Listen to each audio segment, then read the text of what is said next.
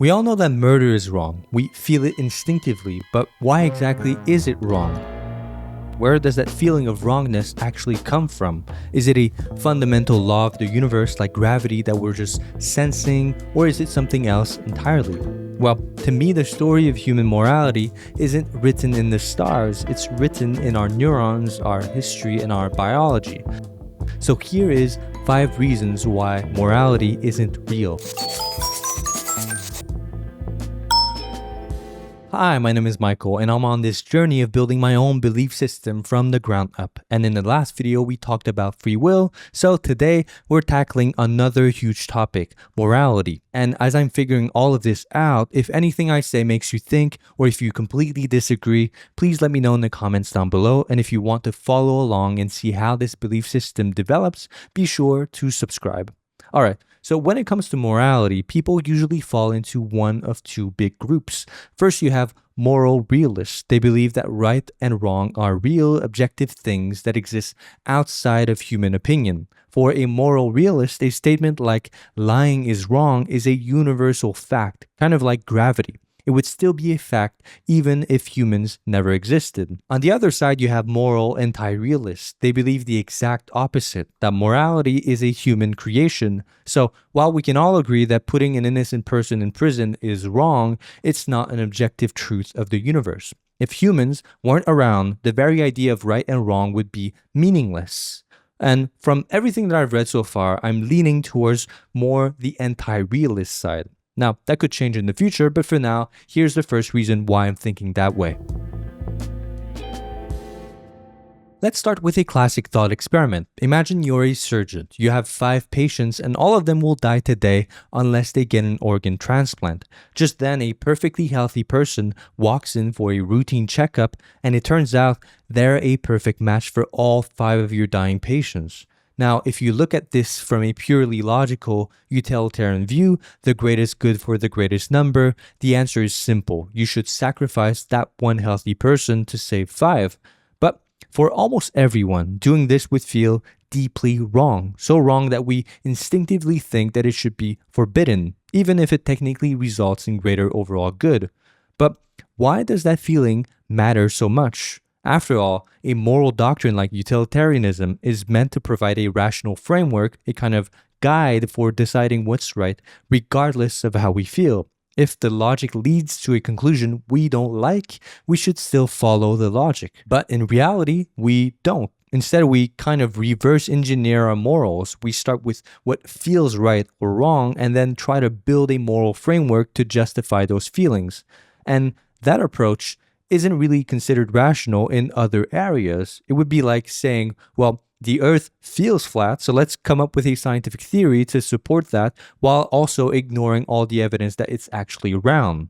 Now, someone might argue that killing the one person would erode public trust in the medical system, leading to even more deaths in the long run, and that is why it feels wrong. They will try to recalculate human flourishing to account for the future. But let's push that logic for a moment. There will be a lot more human beings in the future than there are alive today.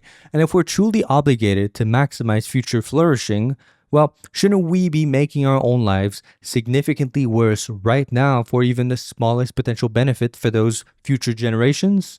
Because, for example, traveling around the world would be immoral because you sacrifice a significant amount of potential future human flourishing just for a small amount of personal pleasure. But obviously, we don't do this or think about it this way because it feels too absurd or too extreme. And sure, I know there are counter arguments to all of this, but it's always just pushing the problem to another argument that will be judged not by its logical merits, but by how it makes us feel. And this shows that our complicated moral reasoning often isn't the foundation. It's like the decoration on top of it. We're just building fancy arguments to explain what our gut already told us. Now, on its own, that wouldn't be enough to say morality isn't objective. But when you combine this with the 4 other reasons I'm going to talk about, it starts to look like a pretty strong case to me. So where do those gut feelings come from? Well, the answer seems to be our evolutionary past, and this is a problem for objective morality because evolution is not a truth tracking process, it's a survival process. Evolution only cares about what is adaptive, what helps a creature survive and reproduce.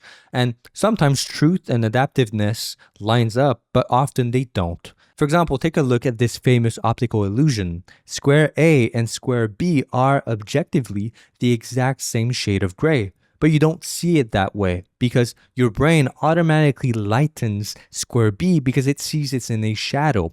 Now, if I add a line to break the illusion, your brain stops making the adjustment. This adjustment was useful for our ancestors because being able to track an object in different lighting was a crucial surviving skill, much more important than seeing the actual objective shade. So human morality may be like that, a useful adaptation and not an objective perception of reality. Now, someone who believes in objective morality, a moral realist, might have two counters here. First, they might say that we evolved a moral sense, just like our 5 other senses that helps us perceive real moral facts. Or second, they could argue that the moral feelings we evolved just happen to perfectly match objective morality. But the first argument falls apart quickly. As we just saw with the illusion, our brain doesn't give us a raw objective picture of the world, it gives us a useful interpretation. If we have a moral sense, well, how could we ever know if it's showing us subjective truth or just another helpful illusion? We'd have no way to check. And the second argument relies on a massive coincidence. Since evolution doesn't care about truth, it would be an incredible coincidence if the morality that helped us survive just happened to be the one true objective morality.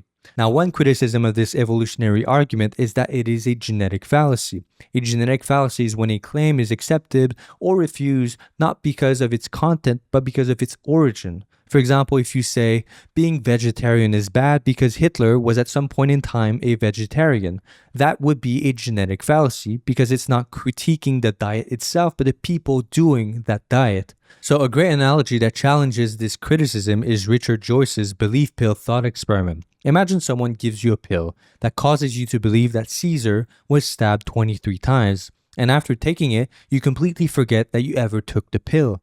A week later, someone shows you undeniable proof that the only reason you hold this belief is because of that pill. Now, knowing this, would it be justified to keep believing in this fact? Well, unless you independently research the claim, your belief wouldn't be justified. Now, suppose the person who gave you the pill sometimes gives pills that produce true beliefs. Would that make your belief justified then? Again, not really, because you'd have no way of knowing whether this particular belief was true or false. It's the same with our evolved morality. Learning that our moral feelings come from a process that doesn't really care about truth doesn't disprove objective morality, but it gives us a good reason to doubt it. Another common comeback to the evolution argument is that, sure, our feelings and our morality might be from evolution, but we also evolved reason. They'll say that just like we use reason to overcome our flawed senses and discover objective scientific truths, like the fact that those two squares are the same color, we can use reason to discover objective moral truths. But I think there's a huge difference here that breaks the analogy. When a scientist wants to prove a theory, say that a specific drug cures a disease, they don't just sit in a chair and think about it. They use reason, yes, but they combine it with external evidence. They conduct clinical trials, they gather data, they measure patient outcomes. There's always something outside of their heads that they can point to. But with morality, what exactly do I point to? If I want to prove that generosity is objectively good, I can reason about it, I can talk about its benefits, but I can't really put goodness under a microscope. I can't really build a moral telescope to observe the property of rightness. All the work is happening inside my head. We are using reason to check our intuitions, which are then checked against other intuitions. And without that external, independent check, claiming that reason alone can discover objective moral truths feels insufficient. It's like trying to test a thermometer's accuracy using only other thermometers. You might find consistency here and there, but you can never be sure you're actually measuring the objective temperature. Ultimately, to believe in objective morality, you have to add an extra invisible layer to reality, these moral facts or a specific moral sense. The evolutionary explanation, however, works perfectly fine without any of that. And when you have two explanations, usually the simpler one is the more preferable. Okay, so our morality is an evolved survival tool. Now let's look at the hardware it runs on. Think about something that physically disgusts you, for example, rotten food or a foul smell. Now think about something you find morally disgusting, a profound betrayal or a cruel act of injustice. Now, what if I told you that inside your brain, those two feelings are practically the same? Neuroscientist Robert Sapolsky explains in his book Determined that tens of thousands of years ago, when humans started inventing concepts like morality, there wasn't enough time to evolve a brand new brain region to handle it. So evolution, being clever, gave the job of moral disgust to a region called the insula, the same part of the brain that handles your reaction to disgusting food. In Sapolsky's words, quote, "Our insula neurons don't distinguish between disgusting smells and disgusting behaviors," unquote. This is why we use metaphors like a moral failing, leaving a bad taste in your mouth, or why an injustice can make you physically queasy. It's not because we evolved a special sense to detect evil, we simply repurposed the brain's disgust circuit and applied it to social behavior. Also, this is why in some research they found that exposing participants to fake puke made them more punitive. This deep link between our biology and our morality leads to my fourth reason. You simply cannot make a decision, let alone a moral one, without emotion. There's a famous case detailed in the book The Tale of the Dueling Neurosurgeons about a patient named Elliot. He had a brain tumor removed, but the surgery severed the connection between the logical part of his brain and the emotional part. On paper, he was perfectly fine, his IQ was still 120, and his reasoning skills were completely intact, but in reality, his life fell apart. He became paralyzed by the simplest choices. He'd spend all afternoon debating where to eat dinner or where to park his car. He could logically list every pro and con for any decision, but he could never actually decide. And the reason why this happened is because he couldn't feel which option was better. There was no emotional nudge pushing him in any direction. As the author Sam Keen puts it, quote, "It's emotion that nudges us toward A and away from B," unquote. Without that nudge, logic is useless. Think about what this means for morality. Imagine someone like Elliot was a teacher who had the opportunity to give better grades in exchange for sexual favors. He could easily list all the reasons why that's a terrible idea, but without the feeling of disgust or shame attached to those reasons, they're just abstract points on a list. They're just words on paper. The thought, "this will ruin my career," would have no emotional weight to him. So he might just go with the option that offers the most immediate stimulation because there's no gut level feeling to stop him. And that's exactly what happened in Elliot's real life. After his surgery, he lost his job, he cheated on his wife, married a prostitute, and lost all his savings. And when all of these terrible things happened, he just shrugged. He felt nothing.